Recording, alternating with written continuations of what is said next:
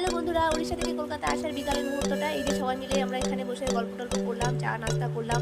যাই হোক, এই যে সন্ধ্যার সময় ব্যাগপত্র বের করে নিলাম। বের করে নিয়ে এই যে আমরা সব